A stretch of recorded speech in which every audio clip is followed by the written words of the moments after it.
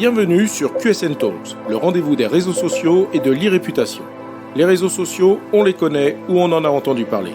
On sait les utiliser ou on cherche leur intérêt. Mais une chose est sûre, on ne peut plus passer à côté. Experts ou débutants, particuliers ou professionnels, les pratiques et les enjeux sont multiples. Vous voulez comprendre, apprendre ou vous perfectionner ? Alors abonnez-vous à ce podcast. Je suis Frédéric Foscani, spécialiste des réseaux sociaux et de l'e-réputation, consultant, formateur et conférencier. Je vous propose ici des astuces, des news, des analyses, des conseils et les dernières tendances.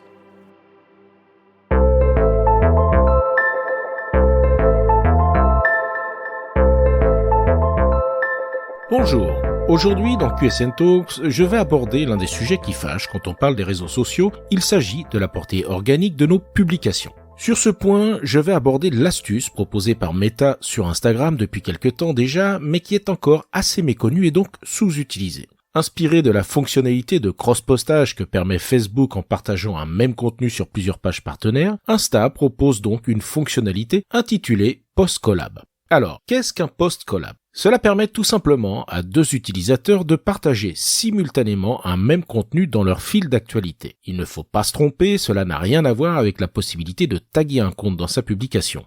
L'objectif de taguer consiste à attirer l'attention d'une ou plusieurs personnes en espérant qu'elles réagiront sur notre post. Le principe du post collab est un post unique qui apparaîtra à deux endroits différents, dans deux feeds, et qui touchera donc une audience élargie et variée. D'autre part, cette fonction augmente la visibilité et le lien entre deux comptes à leurs audiences respectives puisque l'auteur du contenu et l'invité seront identifiés comme co-auteurs directement sous le nom de chaque compte. Autre avantage, le post étant commun, chaque co-auteur partagera les réactions, c'est-à-dire les likes, les partages, les enregistrements et les commentaires. Le post collab peut s'utiliser sur tout type de post du feed, les photos, carousels, reels, mais pas pour les stories.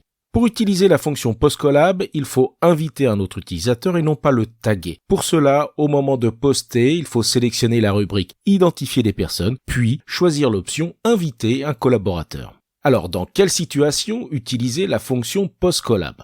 Initialement prévue entre une marque et un influenceur, ou créateur de contenu, qui semble être l'expression consacrée du moment, on peut envisager de recourir à cette fonction entre partenaires, par exemple pour l'annonce d'un événement commun, pour une opération de co-branding entre marques, mais aussi des opérations visant deux marques d'un même groupe. On peut également l'envisager au sein d'un programme d'ambassadeurs interne de l'entreprise, c'est-à-dire en cherchant à impliquer des collaborateurs dans ce que l'on appelle aussi un programme d'employé advocacy. Je précise tout de même qu'en invitant un autre compte, votre post ne sera pas publié automatiquement. Il faudra que le compte invité accepte l'invitation et alors seulement le post sera partagé en mentionnant les co-auteurs. Il est donc important de parler au préalable avec la ou les personnes que l'on souhaite associer à sa publication pour s'assurer de leur intérêt et de leur acceptation de votre proposition. N'invitez pas par surprise, cela pourrait être mal perçu.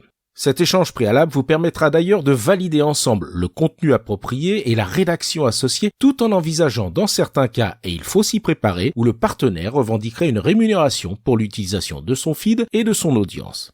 Pour conclure, la fonction post-collab d'Instagram est une réelle opportunité de créer des liens renforcés avec certains acteurs de votre écosystème et vous permettra sans aucun doute de booster votre visibilité. Alors n'hésitez plus et testez-la.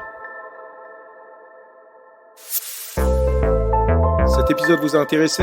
Alors abonnez-vous pour ne pas rater la suite. Et n'hésitez pas à donner 5 étoiles au podcast sur Apple Podcast et à le partager sur vos réseaux sociaux préférés. Ça fait toujours plaisir.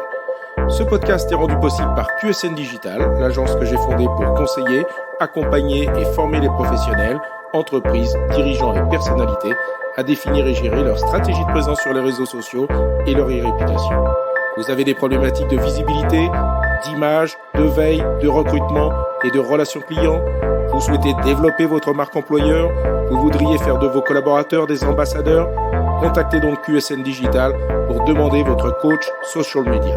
Je me ferai un plaisir d'échanger avec vous. Pour me trouver, rien de plus simple, demandez à Google ou à vos réseaux sociaux. À bientôt.